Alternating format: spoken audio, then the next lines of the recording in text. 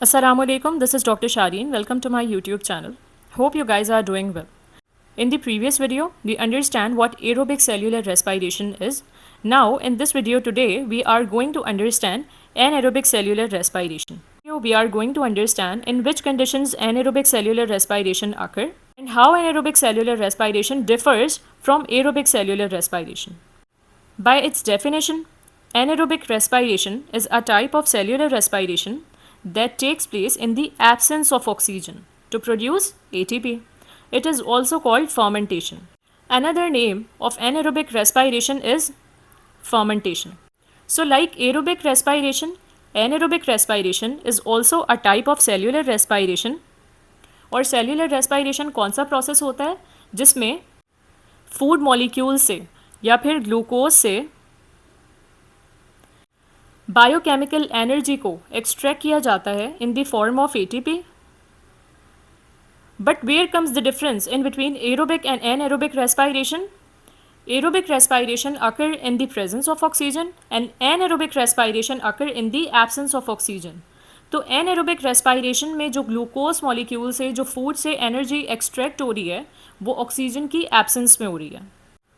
So in order to understand anaerobic cellular respiration adequately, we must first need to understand the importance of oxygen in aerobic cellular respiration.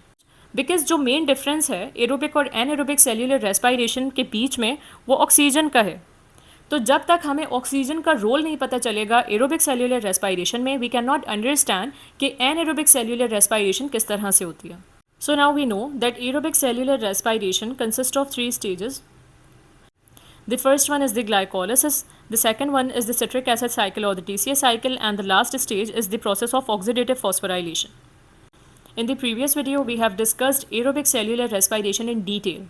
So if you guys haven't watched that video yet, go and watch that video first in order to understand anaerobic respiration adequately.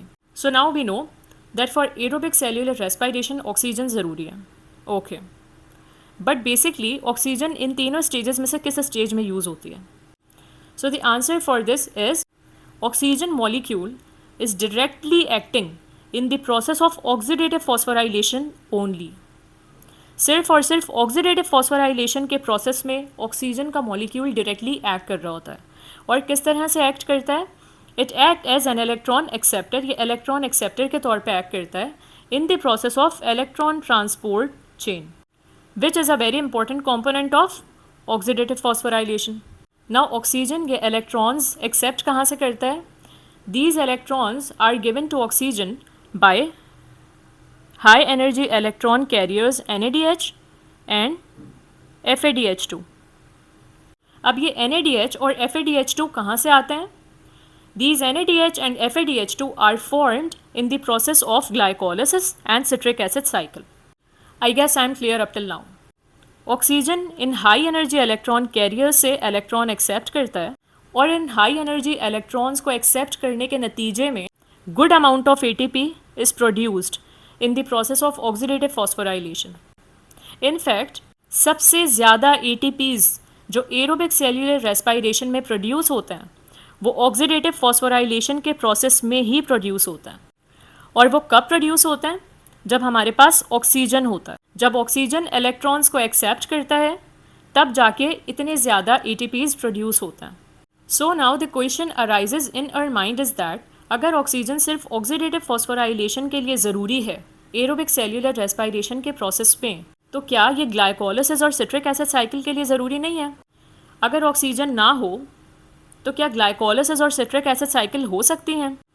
Let's understand this now. Now we know that glycolysis and citric acid cycle generate high energy electron carriers which are NADH and FADH2. और ये high energy electron carriers जो होते हैं वो oxidative phosphorylation के process में अपने electrons oxygen को डोनेट करते हैं and as a result of which बहुत सारा ATP जनरेट होता है in the process of aerobic cellular respiration. लेकिन सवाल ये बनता है कि ये NADH और FADH2 किस तरह से जनरेट होता है? So basically these NADH and FADH2 are generated when a very important coenzyme and electron acceptor is present in the cytoplasm as well as in the mitochondria, and that is NAD। ये एक बहुत important coenzyme और electron acceptor है। NAD glycolysis और citric acid cycle में electrons को accept करके high energy electron carriers generate करता है। सो बेसिकली अगर NAD ना हो तो कोई हाई एनर्जी इलेक्ट्रॉन कैरियर ना जनरेट हो, और अगर हाई एनर्जी इलेक्ट्रॉन कैरियर्स ही जनरेट नहीं होंगे तो फिर ATP भी नहीं बनेगा। अब सवाल ये पैदा होता है कि NAD क्यों ना हो, कौन से कंडीशंस हैं जब NAD नहीं होता। So in anaerobic conditions when the environment of the cell is anoxic, जब सेल के पास ऑक्सीजन नहीं होती या ऑक्सीजन डिप्लेशन होती है तो क्या होता है, oxygen will not be available to act as an electron acceptor in the process of oxidative phosphorylation और electron transport chain। जब ऑक्सीजन नहीं होगा तो there will be no one to accept electrons from NADH and FADH2। जब तक ये high energy electrons अपने electrons donate नहीं करेंगे ऑक्सीजन को, they can not be reconverted back to NAD। और जब NAD अवेलेबल नहीं होगा तो it can not accept electrons in the process of glycolysis and citric acid cycle.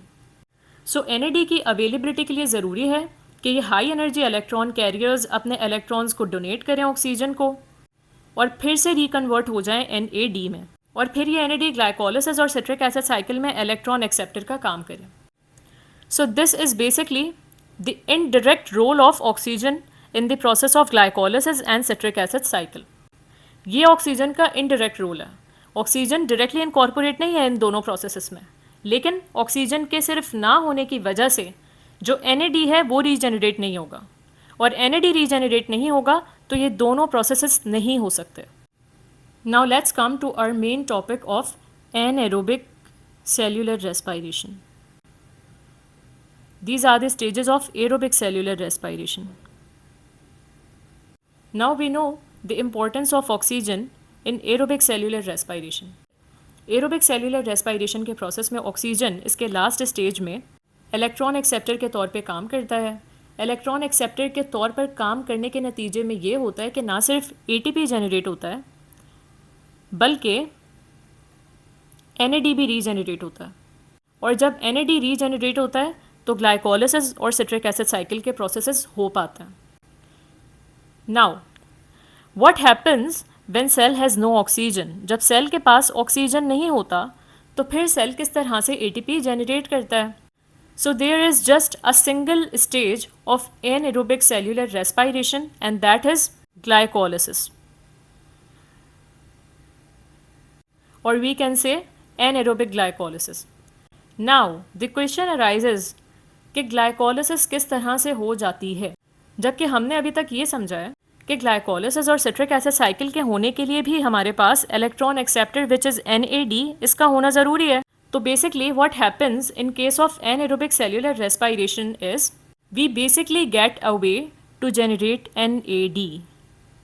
हम NAD को जनरेट कर लेते हैं साइटोप्लाज्म के अंदर, and we know that glycolysis occur in the cytoplasm of cell, while citric acid cycle and oxidative phosphorylation occur in the mitochondria of cell. तो anaerobic cellular respiration के process में we get a way to generate NAD in the cytoplasm, लेकिन we have no way to generate NAD in the mitochondria in absence of oxygen. हम mitochondria में NAD को किसी सूरत generate नहीं कर सकते अगर हमारे पास oxygen as an electron acceptor नहीं है। So let's understand how we generate NAD in the process of anaerobic cellular respiration. So in fermentation और anaerobic cellular respiration the first process is the same as aerobic cellular respiration. First stage anaerobic cellular respiration का भी वही होता है जो aerobic cellular respiration का होता है, and that is glycolysis, which is the formation of pyruvate by glycolysis where two net ATP molecules are synthesized. और ग्लाइकोलिसिस के प्रोसेस में क्या होता है कि जो ग्लूकोज मॉलिक्यूल होता है वो कन्वर्ट होता है into two molecules of pyruvate और pyruvic acid along with the net production of two ATP molecules. ये प्रोसेस एरोबिक और एनएरोबिक सेल्यूलर रेस्पिरेशन दोनों में सेम है up till now, but in case of aerobic cellular respiration these two pyruvate molecules enters the mitochondria, where these two pyruvate molecules are converted to acetyl-CoA. Acetyl-CoA then enters the citric acid cycle. But what happens in anaerobic cellular respiration? So in anaerobic cellular respiration, the pyruvate molecule or the pyruvic acid which is formed at the end of glycolysis is either converted to lactic acid or ethanol. And this is basically the process of fermentation. ये होती है fermentation. And what is basically the significance of this process? In this process, we will get NAD back.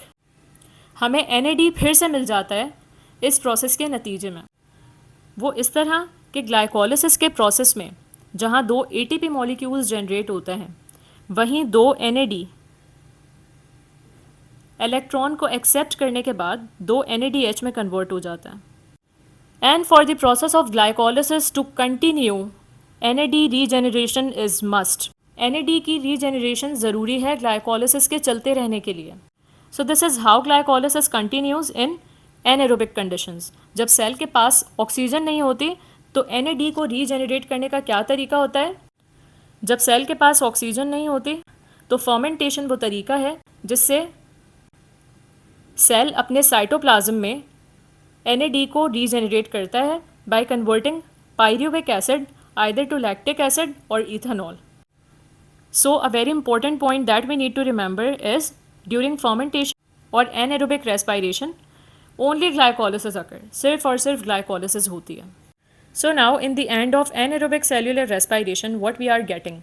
We are just getting 2 ATPs per glucose molecule. एक glucose के molecule पे सिर्फ 2 ATPs मिल रहे हैं just because of the absence of oxygen, सिर्फ oxygen के ना होने की वजह से. However, in aerobic cellular respiration, around 30 to 32 ATPs are generated. Now coming to the types of anaerobic cellular respiration or fermentation, there are basically 3 to 4 types of anaerobic respiration, but here we are considering just 2 main types of fermentation. And these are lactic acid fermentation and alcohol fermentation. So simply, if pyruvic acid is converted to lactic acid in the end, then it is lactic acid fermentation. And if pyruvic acid is converted to ethanol, which is an alcohol, then it is called alcohol fermentation. Now alcohol fermentation occurs in yeast and lactic acid fermentation occurs in human beings. So now the question arises is when anaerobic cellular respiration occur? Anaerobic cellular respiration कब और किन conditions में होती है? It occurs in oxygen deprived tissues like when we vigorously exercise के condition में जो हमारे मसल सेल्स होते हैं उनकी ऑक्सीजन डिमांड हाई हो जाती है.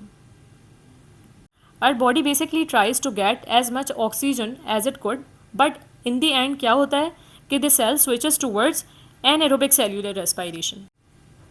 तो हमारे मसल सेल क्यों एनाएरोबिक सेल्यूलर रेस्पिरेशन पे स्विच कर रहे हैं? Due to the depletion of oxygen, oxygen की अवेलेबिलिटी ना होने की वजह से. दूसरा, anaerobic cellular respiration is a very quick process. It is very rapid as compare to aerobic cellular respiration which is very lengthy. So our cell gets 2 ATP molecules very quickly. Now what are other conditions in which anaerobic cellular respiration occur? Do you guys know कि जो हमारे mature RBCs होते हैं, जो हमारे erythrocytes होते हैं, इनके अंदर माइटोकॉन्ड्रिया नहीं होता. और जब माइटोकॉन्ड्रिया नहीं होगा तो TCA साइकिल और ऑक्सीडेटिव फॉस्फोराइलेशन तो नहीं हो सकते. तो माइटोकॉन्ड्रिया के ना होने की वजह से और RBCs needs to generate ATP by mean of anaerobic cellular respiration. Now other than this, जिन टिश्यूज़ में वेस्कुलराइजेशन प्रॉपर ना हो, ब्लड सप्लाई प्रॉपर नहीं होगी तो ऑक्सीजन अवेलेबिलिटी कम हो जाएगी. और जब ऑक्सीजन कम अवेलेबल होगा तो दो cells also respire anaerobically. The cornea of our eye also perform anaerobic cellular respiration. Now let's conclude anaerobic cellular respiration through this diagram. We know that the first stage of anaerobic cellular respiration is glycolysis. And in this process of glycolysis, one molecule of glucose is converted in the end into two molecules of pyruvate. In this whole process, two net ATP molecules are also generated along with 2 NADH. Now, as the cell is not having oxygen, अब क्योंकि cell के पास oxygen तो है नहीं, तो ये जो दो पायरूवेट बने हैं या तो ये लैक्टेट में कन्वर्ट होंगे, and in this conversion of pyruvate to lactate, 2 NADH are converted back to 2 NADs. And in case of alcoholic fermentation, these two pyruvate molecules are converted to ethanol along with the production of carbon dioxide as a byproduct. So this is the process of anaerobic cellular respiration. I tried to make the topic of cellular respiration as easy as I could, and so for this purpose I made separate videos on this topic. You guys can also find a separate video on overview of cellular respiration and on aerobic cellular respiration. Hope you guys liked the video. Do like, share and subscribe the channel if you like the video. Thank you.